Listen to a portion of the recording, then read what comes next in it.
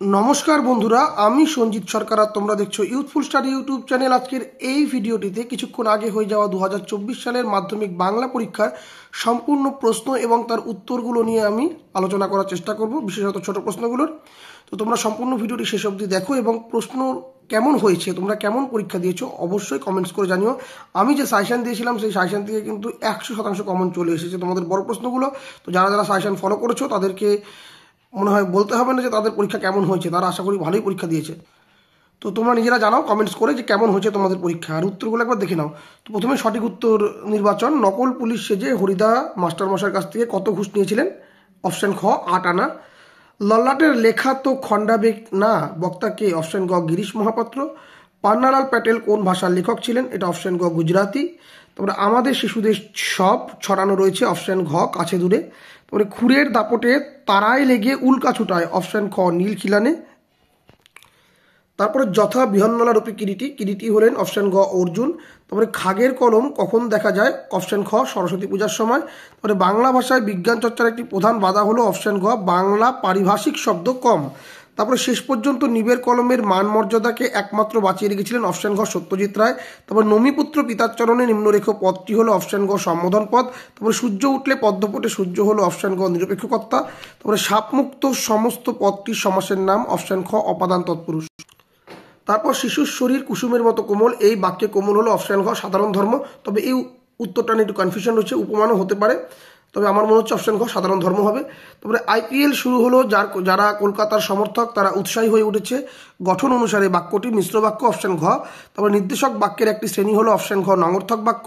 তারপরে ক্রিয়ার সঙ্গে কর্তার পুরুষবাচক বিভক্তি যুক্ত হয়, অপশন ক কর্তৃবাচ্যে। তারপরে কাল থেকে সে আনন্দ করছে, কাল থেকে তার আনন্দ করা হচ্ছে, এখানে যে বাচ্যান্তর ঘটেছে তা হলো অপশন ক কর্তৃবাচ্য থেকে ভাববাচ্য। এবার চলে আসি আমরা 2 নম্বর দাগের প্রশ্ন। কম বেশি 20টি শব্দে নিচের প্রশ্নগুলির উত্তর দিতে হবে, যে কোনো 4টি প্রশ্নের উত্তর দাও। এখানে উত্তরগুলো দেখে নাও। প্রথমে বলছে ভালো হবে না বলছি, কোন কথার পরিপ্রেক্ষিতে বক্তার এমন উক্তি? এই প্রশ্নের উত্তর হবে যখন ছোট মাসি গল্প লেখার পর তপনকে বলেছিল কোনখান থেকে টুকলিফাই করিসনি তো। এর পরবর্তী রয়েছে এবার মারিত গন্ডার লুটিত ভাণ্ডার, কথাগুলি কে কাদের বলেছিলেন? তো এখানটায় উত্তরটা হবে কথাগুলি বলেছিল হরিদা ভবতোষ বা কথককে উদ্দেশ্য করেই বলেছিল। তারপর দেখে নাও মিথ্যেবাদী কোথাকার, উদ্দিষ্ট ব্যক্তিকে কেন মিথ্যেবাদী বলা হয়েছে?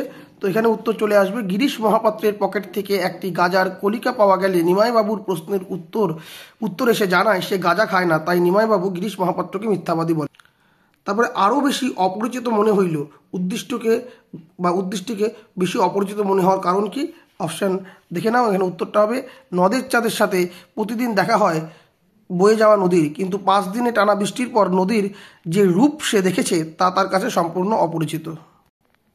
তারপর দেখো এসো আমরা কুস্তি লড়ি, কে কার সঙ্গে কুস্তি লড়তে চেয়েছিল?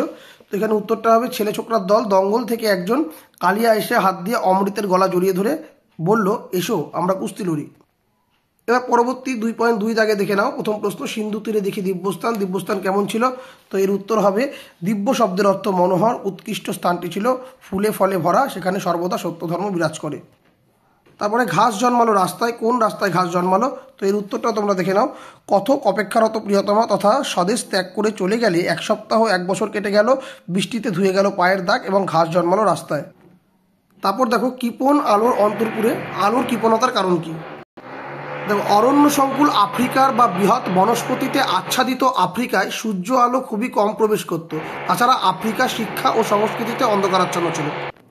কৃপণ আলোর অন্তরপুরে, আলোর কৃপণতার কারণ কি? এই তো এটা বলেই দিলাম। এবার পরবর্তী প্রশ্ন নাদিলা কব্বুর দল হেরিবিরি বরে, কব্বুর দল শব্দটির অর্থ কি? কব্বুর দল মানে রাবণ সেনা বা রাক্ষস দলকে বোঝাচ্ছে এখানে, হ্যাঁ। তারপর দেখো পৃথিবী হয়তো গেছে মরে, পৃথিবী সম্পর্কে এমন বলার কারণ কি? তো এখানে তোমাকে বলতে লাগবে যে সুস্থ সুন্দর সুস্থিত ধরিত্রী শান্তপ্রিয় সাধারণ মানুষের কাম্য পৃথিবী আর সেই অবস্থায় নেই, তাই কবির এমন ভাবনা সাধারণ মানুষ ভিখারির মতো জীবনযাপন করছে, মানবিকতা আজ ভুলুণ্ঠিত। ওকে। তারপর দেখো পরবর্তী 2.3 দাগ ইতিহাসে ঠাই কিন্তু তার পাকা, ইতিহাসে কারা পাকা ঠাই? তো এটা হবে কলমের। এরপরে চলে আসে পরবর্তী প্রশ্ন অবিখ্যাত লেখকের বৈজ্ঞানিক রচনার প্রকাশের আগে কি সতর্কতা নেওয়া উচিত? তো সম্পাদকের উচিত অবিখ্যাত লেখকের বৈজ্ঞানিক রচনা প্রকাশের আগে অভিজ্ঞ লোককে দিয়ে যাচাই করে নেওয়া।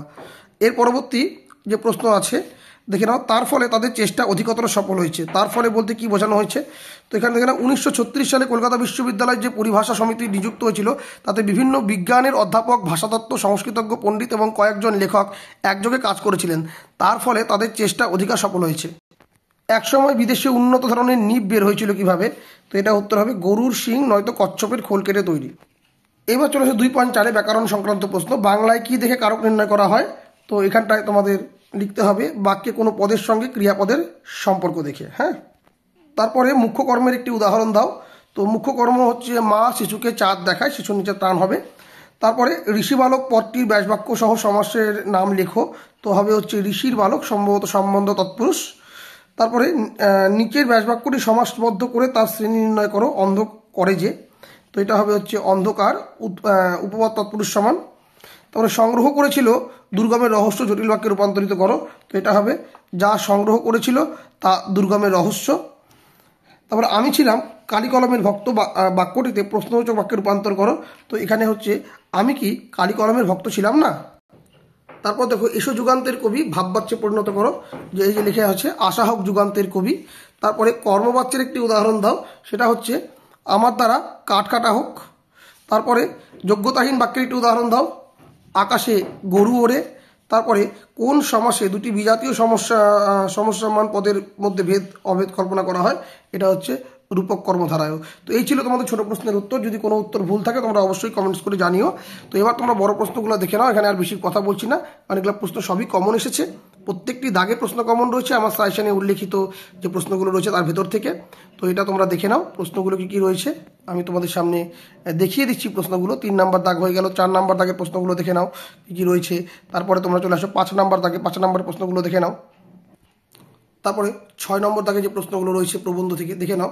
তারপরে 7 নম্বর পার্টে নাটক থেকে তোমাদের যে প্রশ্ন এসেছে, একদম জানি না আজকার রক্ত সে চায় রাক্ষসীর পলাশী, যে পার্টটি এটা বলেছিলাম খুব গুরুত্বপূর্ণ প্রশ্ন বছরের জন্য। তারপরে 8 নম্বর কোনি থেকে কিন্তু দরিদ্র আর বঞ্চনার বিরুদ্ধে কোনির যে লড়াই বলা হয়েছিল, প্রশ্ন কিন্তু এসে গিয়েছে তোমাদের।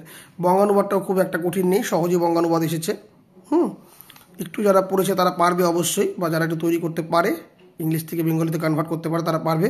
আর এখানে তো প্রতিবেদন এবং সংলাপ যে জায়গাটা আছে আমি বলেই দিয়েছিলাম, সাজেশনে লেখাই আছে মোবাইল ফোন ব্যবহারের ভালো মন্দ নিয়ে কমন এসেছে, এবং জলা বুঝিয়ে সবুজ ধ্বংস করে আবাসন নয়, এই পার্টটাও প্রতিবেদনে কিন্তু আমি দিয়ে রেখেছিলাম।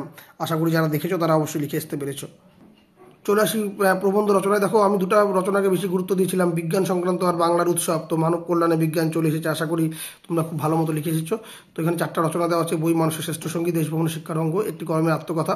তো মানব কল্যাণে বিজ্ঞান চলে এসেছে, বিজ্ঞান বলেছিলাম। আর এখানে তো বহিরাগত পরীক্ষার্থীদের জন্য প্রশ্ন রয়েছে এবং নিচেও প্রশ্ন রয়েছে কিছু। তো এই ছিল তোমাদের সম্পূর্ণ সাজেশন। ইংলিশ বিষয়ের ভিডিও তোমাদের কিন্তু আমি পোস্ট করে দিয়েছি, যারা দেখোনি তারা অবশ্যই দেখে নিও। তো আজকের মতো ভিডিও এখানে শেষ করছি, সকলকে ধন্যবাদ।